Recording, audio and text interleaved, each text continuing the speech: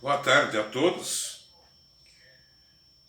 Uma maneira de nós intercedermos através de Cristo pela salvação de nossos irmãos é entender, compreender e nos proteger dos ataques de Satanás.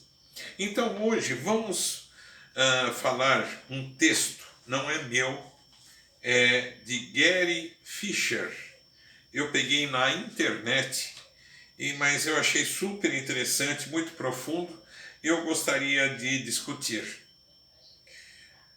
O título seria o seguinte: Como Jesus venceu a tentação? Foram 3 tentações. A primeira tentação, a afirmação do inimigo, a afirmação de Satanás. Se és o Filho de Deus, manda que essas pedras se transformem em pães. Ora, Jesus estava 40 dias sem comer e foi Deus que mandou Jesus ao deserto, ao Monte Guantánamo, para fazer esse jejum, para que esse confronto acontecesse. E isso faz parte, esse confronto, do plano de salvação das nossas almas, que culminaria com a crucificação do nosso Mestre e Salvador Jesus Cristo. Então, a primeira tentação é: se és o que Satanás disse, se és o Filho de Deus, manda que estas pedras se transformem em pães. O diabo simplesmente sugeriu que ele tirasse vantagem de seu privilégio especial para prover a sua necessidade básica afetada, que seria a fome, já que o Filho de Deus manifestou-se de uma maneira humana, então ele sentiu fome depois desses 40 dias.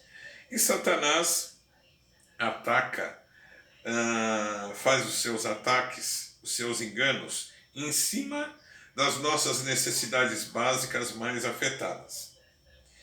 Então, Satanás pediu para que ele tirasse vantagem de ser filho de Deus. Então, por isso que ele pediu para que as pedras se transformassem em pães. Agora, as questões. Como eu disse, lembre-se que foi Deus quem conduziu Jesus a um deserto sem alimento. O diabo aconselhou a agir de um modo totalmente distante de Deus, para que Jesus encontrasse os próprios meios para matar a sua fome. Então, a pergunta seria a seguinte: confiará Jesus em Deus, ou ele se alimentará a seu próprio modo, por influência de Satanás? Aqui também uma questão mais básica: como Jesus usará as suas aptidões? O grande poder que Jesus tinha seria usado como uma lâmpada de Aladim, ou seja, as pedras iriam se transformar em pães. E a tentação era ressaltar os privilégios de sua divindade para minimizar as responsabilidades da sua condição de filho de Deus. E isto era crucial para Deus. Era que Jesus enfrentasse a tentação na sua condição humana, usando somente os recursos que todos nós temos à nossa disposição. Então, Jesus disse, está escrito. Jesus sempre usava as escrituras. Nem só de pão viverá o homem, mas de toda palavra que procede da boca de Deus.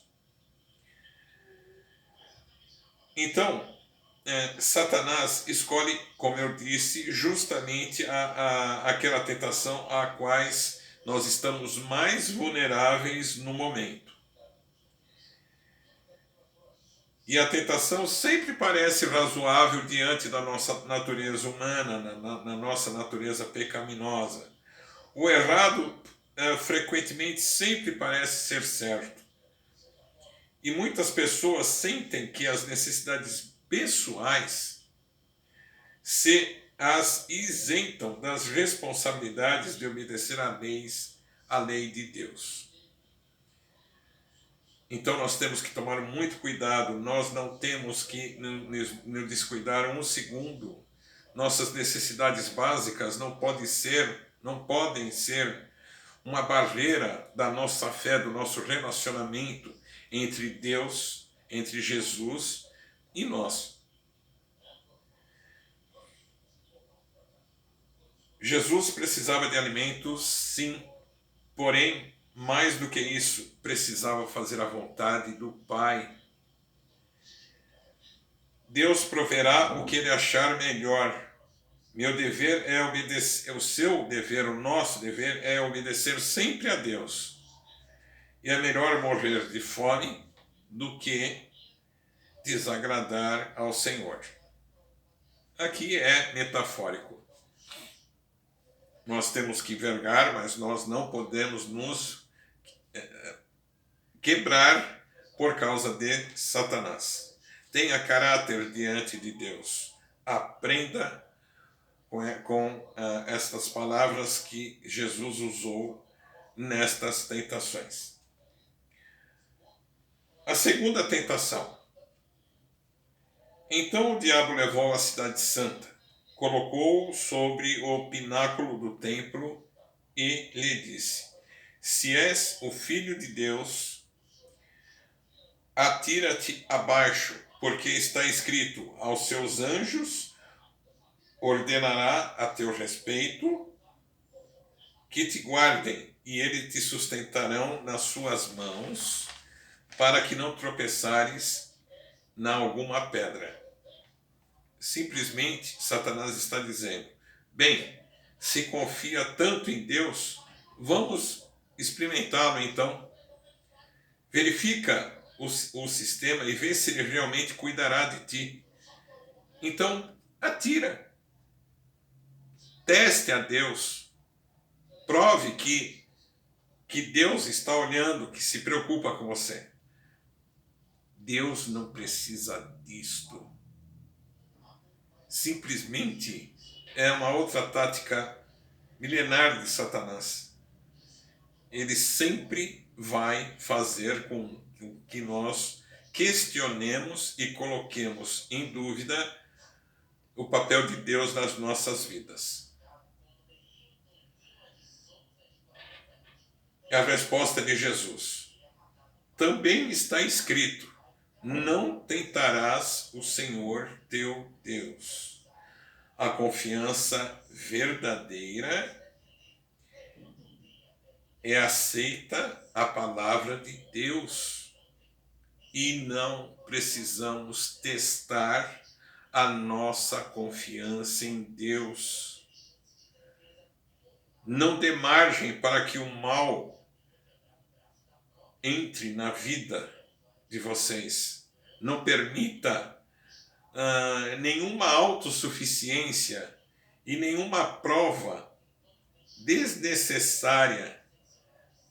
Vejam, no caso, que Satanás estava fazendo com Jesus. Imagine então com as criaturas de Deus. Desculpem.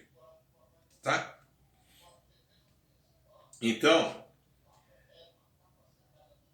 a confiança verdadeira em Deus, ela não é questionada, ela não precisa ser testada. A vontade de Deus, ela é definitiva e inquestionável. Nós não podemos, em hipótese alguma, colocá-la em dúvida, porque aí nós estamos abrindo uma brecha para que Satanás se aproxime da gente. Tá? E o diabo, nesta segunda tentação, citou a Escritura. Só que ele usa, como está escrito aqui, os versículos da Bíblia como uma isca no seu anzol, para que as pessoas vejam, não, está na Bíblia, então deixa eu fazer. Só que ele pode usar os versículos da Bíblia de uma maneira errada, de uma maneira disfarçada, de uma maneira incompleta, como ele usou. Perfeito? Tá? Então, Satanás pode deturpar as Escrituras para satisfazer os seus propósitos, como ele tentou nessa segunda tentação com Jesus. E Jesus replicou, como eu já coloquei, como já está colocado aqui. E Jesus disse: está escrito, não tentarás o Senhor teu Deus. Aí Jesus simplesmente corrigiu este ataque estratégico de Satanás, citando o versículo das Sagradas Escrituras de uma maneira correta. Perfeito? Nós não podemos ficar colocando a nossa fé em Deus em experiências. Não há necessidade de provas, certo? É perverso pedir a Deus para fazer algo mais para dar prova de si. Ou seja, nós não temos necessidade de nos atirarmos debaixo de um caminhão só para ver se Deus protege ou não a gente. Perfeito? Não há necessidade disso. É necessário fé, como é necessário sabedoria. E a terceira e última tentação, a afirmação do diabo. Levou ainda o diabo a um monte muito alto, mostrou-lhe todos os reinos do mundo e a glória deles. E lhe disse: tudo isto te darei, se prostrado me adorares. A questão aqui não era tanto a de Jesus tornar-se um rei, mas de como e quando o Senhor prometeu o reinado a Jesus. Depois do seu sofrimento, e Satanás estava prometendo dar este reino antes do seu sofrimento. Viram a jogada de Satanás? Então, o que estava acontecendo? Se Satanás iria dar os reinos para Jesus antes do sofrimento, Satanás sempre vai oferecer o quê? Um atalho. A coroa sem a cruz. Ele poderia governar todos os reinos do mundo e entregá-los ao Pai. Jesus poderia governar todos os reinos do mundo, mas no processo o reino, por causa disto, antes do sofrimento, ele começaria a reinar, o reino iria se tornar o quê? Impuro. E a resposta de Jesus foi: retira-te, Satanás, porque está escrito: ao Senhor teu Deus adorarás e só a ele darás culto. O diabo oferece atalhos, ele oferece o mais fácil. Jesus recusou o atalho. Ele ganharia os reinos de modo que o Pai tinha determinado. Hoje Satanás tenta as igrejas a usar atalhos para ganhar o poder e converter as pessoas. Aí eu cito a teologia da prosperidade.